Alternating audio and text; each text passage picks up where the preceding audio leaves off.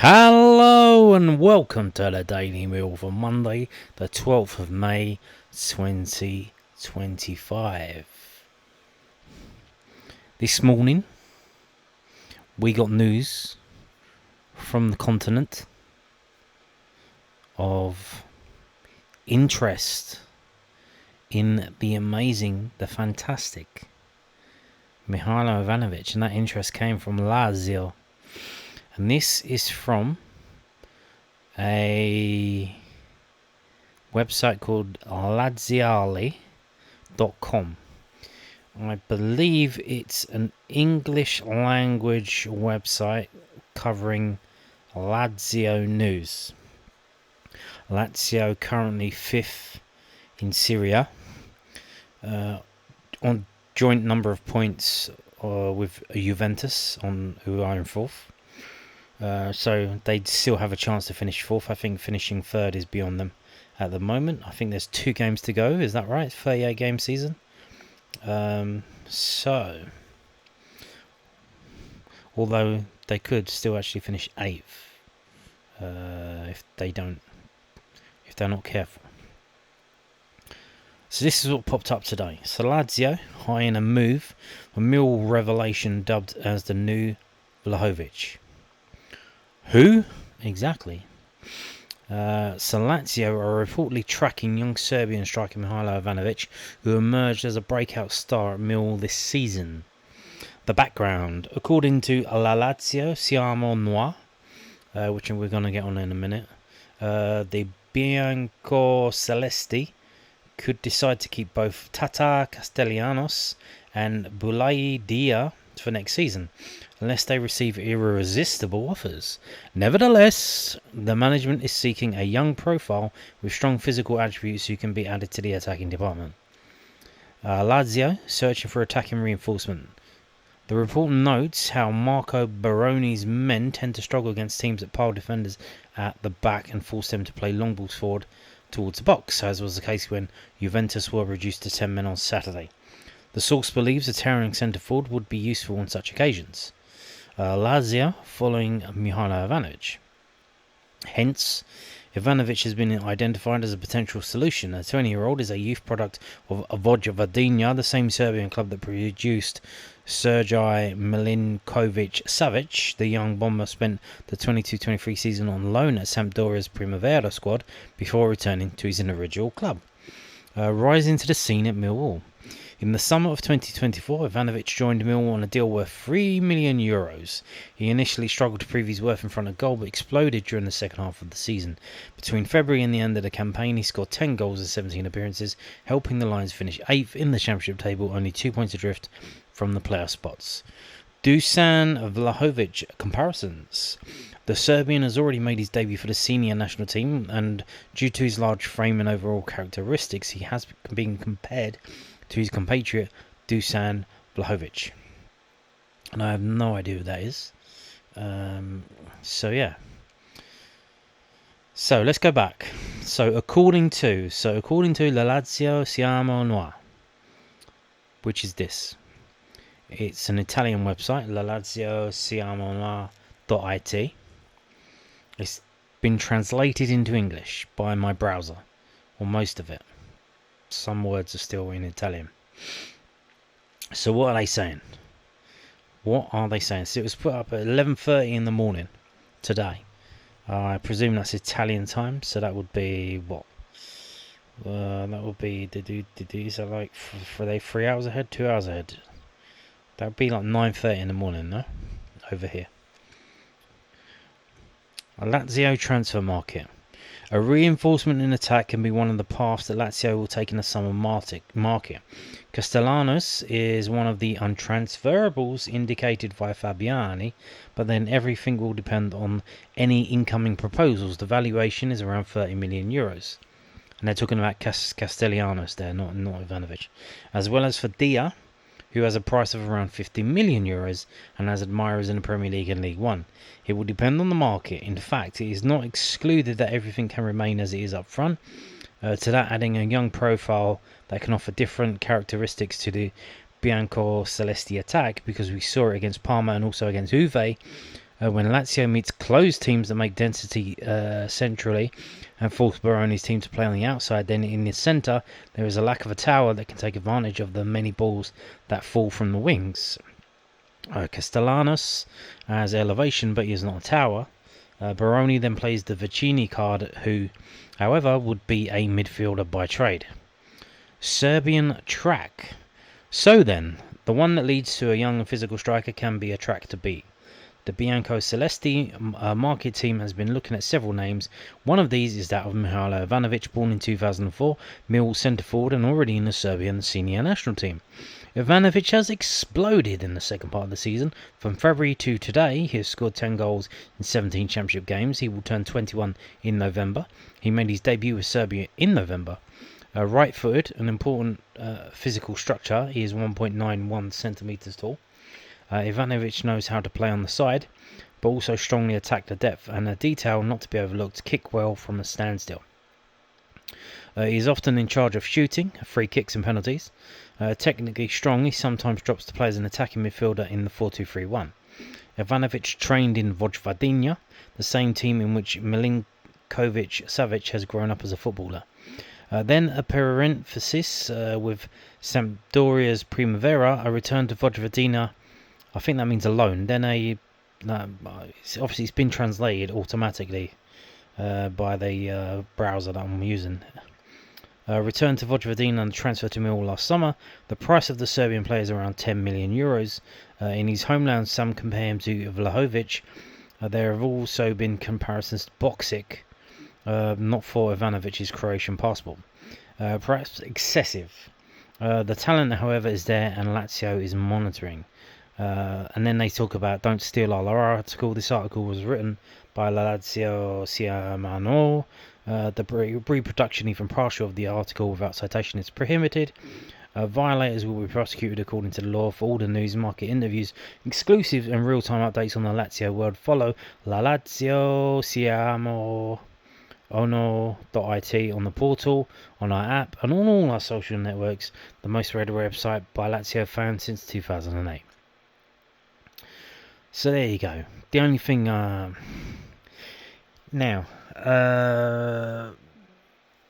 this is this what they want? Is this what's happening now? That, the season that's just gone, obviously we sold Fleming, but we didn't really want to sell him, I think. And then I think he forced the move through on the last day of the transfer window. But obviously we sold SA. Do we have to sell a player every year? Is that the model now? Is that the model? We're going to bring in all these players, we're going to play them, get them built up, and then sell them on. And hopefully for a lot of money. Now obviously 10 million euros for Ivanovic, that is not a lot of money. That is not a lot of money at all. At the moment, that's probably about right if you added on a massive sell-on fee. But for the potential that he's got, if he starts next season and plays a blinder, and then, if he's in double figures by, let's say January, which is not that, 1 in 2. If he gets 1 in 2 or 1 in 3, plus also, he did kind of struggle when it was 1 up front. Now it's 2 up front, so that's a thing that counts against him as well. But is this what we have to do now? We're going to be selling a player because every year the club loses about £18 million, which is an insane amount of money to lose every year. And it makes me laugh. People moaning about the season tickets going up by £5. So, bro, the club's losing £18 million a fucking year. Do you want to chip in or not? So yeah. And if this is what we're gonna do, is every season, or every transfer window, or one of the transfer windows every year, we're going to try and sell a player for between 10 million and 15 million euros to cover, or not euros, pounds, to cover the annual losses. That's going to be a hell of a ride, because you get these young players coming in, they play an absolute blinder, you love him watching them, they're doing really well, you're getting your fans' favourite. Oh, this is great, look what a great little player, oh, it's fantastic, I love watching him. And then, boom, oh sorry, he's gone to Brighton for 15 million, he's gone to Palace for 15 million, he's gone to Lazio, he's gone to Bologna, he's gone to Torino. You know what I mean? But also, as well as, if this is what we're doing now, it's kind of got me worried now that all of these players are out of contract. Because that's kind of weird in itself that they just let all of these senior players have their contracts run out. But then I'm worried that they're just going to cut them all adrift. Because how do you bring in all these wonder kids into a squad? Because you're going to end up having a squad of like 40 people. How are these wonder kids going to play? How are they going to earn their money by increasing their value by playing well? So you're kind of worried now that they're just going to bomb Savile out, bomb Cooper out, bomb all these players out, so that when they bring in these wonder kids, 5, 6, 7, 9, 18, 19, 20, 21 year olds, there's room for them in the squad so that they can play. Which I'm not keen on that. You don't want to throw the baby out with the bathwater, but I said this before. Like, everyone's like, oh, like Ivanovic, he's going to go to the Premier League. No, I think he wants to go to Italy. He went there originally, and what you got to realise is that if he goes to Italy, then literally it takes probably like a 90-minute flight to go back to Serbia. He can just get on a plane and go back to Serbia. He could probably commute from Serbia to training, depending on how much money he's got, in a like a light airplane. But I don't know if you want to do that after the guy at Cardiff. But you know what I mean. Whereas right now, from London to Belgrade or wherever they're going over there, that's probably a 4-hour flight. So yeah, a lot of these Eastern Europeans, they want to go to Italy, or they go to Germany. You know what I mean? They don't want to, even though the Premier League is the big shiny thing, in terms of the life that they want to live, going back to Serbia all the time, meeting friends and family, and then going back to Italy to play football. That's where it's at, the quality of life. So if you can get your money in Italy and then still be able to go back home to Serbia, of course you want to do that. So, but I think it's probably too soon to do this deal right now. I don't think.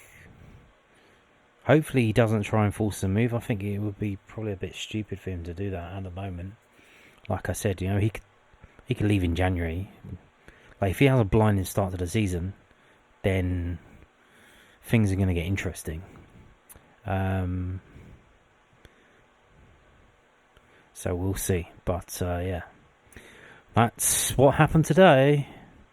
Now we're going to move on to this from southernnews.co.uk. Lone roundup. Mill striker features in heavy defeat. The lone roundup is going to be small and small and small, because there's only 2 players out on loan at the moment. Because all the rest, their seasons have finished. So only 2 Lions loan spells remain ongoing as the 24-25 season nears its conclusion.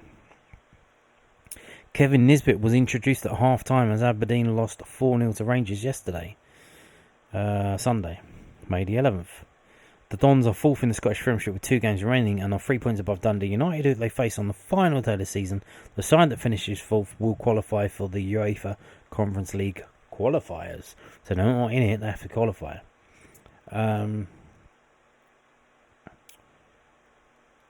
I did have an eye on that, and the score at half-time, can you guess what it was? It was 0-0. So it's 0-0 at half-time. They bring Kevin Nisbet on, and then they end up losing 4-0. So, yeah, I think they probably went a bit defensive in the first half. I didn't watch the game. Tom Leahy and Maidstone United will play Boreham Wood in the National League South playoff final on Sunday, May the 18th, and kick-off is at 12:30pm. And that is due to be played at Boreham Wood's ground. So, yeah, that's interesting. Obviously, he's been released by Millwall. So, he's going to be released when his contract's up in the summer. Will be interesting to see if he decides to play in that or not. Because obviously he's going to be a free agent. You know, if he gets injured, whose insurance is paying for that?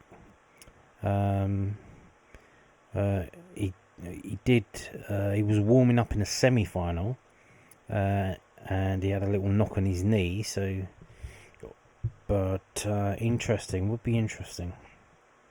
Yeah, would be interesting if he did play. I was playing for Boreham Wood is Abdul Malik, former Millwall striker as well, who was let go in the last summer. So that would be interesting. I don't know if you watched did any of you watch the was it the FA Vars, Whitstable Town?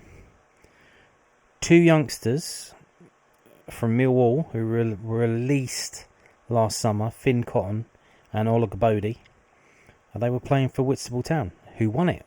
They are the second ever Kent team to win the FA Vars after Deal Town did it 25 years ago. So, not bad, eh? Not bad to pick up a medal, a winner's medal, after being released from Millwall. So, good luck to you. Now we're going to finish by looking at the table because we have a new team for next season. Today's game, Bristol City versus Sheffield United, or Sheffield United versus Bristol City. It's kind of interesting to see how this is going to pan out for next season. Sheffield United beat Bristol City 3-0, and then they beat them 3-0 again today. So, on aggregate, Bristol City lost 6-0. So, they've been trying to get in the playoffs. They finally do it, and they finally get in the playoffs. And they get absolutely tonked 6-0 over two legs. And it will be interesting to see how that affects their psyche next season. Like, will they be able to recover from that? Will they go again? Or will they be suffering? Very interesting. I think it's going to be a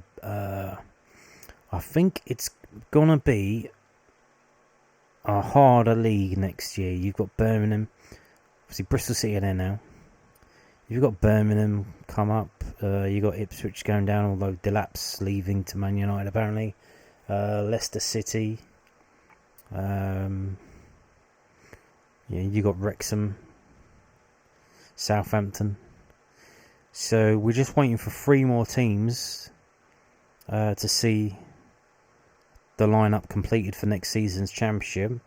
See, one of them is the League One playoff winners, and I saw both of those games on Sky. Stockport County against Leyton Orient. Stockport County got absolutely sawn off. The geezer was about 10 yards offside, and they didn't give it, and it ended up 2-2 to Stockport, and they gave a penalty to Leyton Orient right at the end. It's 2-2, and the other one is 0-0, and that was a dog of a game. Wickham versus Charlton. That was so bad. It was like a Sunday League game, which is interesting because that Kone, who's been scoring all these goals, he came from non-leagues. Oh, he's fantastic. He's come from non-league. Yeah, he plays like a non-league player. He's just a battering ram. He's got no class or like skill. Like, it made me laugh because what was it? Wickham crossed the ball in, and Lacone he backs off and he just jumps up, and he's ball watching the ball all the way, and he doesn't even see the guy. He just headbutts the defender in the head because he's not looking. He's just ball watching. It's like, bro, what the fuck? So yeah, so that's interesting. Personally, I think Stockport County are the better team of what I've seen. Leyton Orient weren't bad, but they had home advantage. I think they're going to lose the away leg at Stockport, I believe. Charlton and Wickham, whoever gets through that, like they are rubbish. And Charlton had a guy up front who's the dread guy. He was awful, absolutely awful. Like, he stepped on the ball and fell over. Like, so bad. Like, so in terms of, like, I think what's going to happen next season is that, again, there's probably going to be like there was this season, like 4 teams that run away. Everyone else is bunched up and much of a muchness, and there's going to be like 3 or 4 teams at the bottom, and they're just going to sink like a stone because they're outclassed. So we'll see about that. But yeah, there you go, and that's it. Thank you for watching. Bye bye.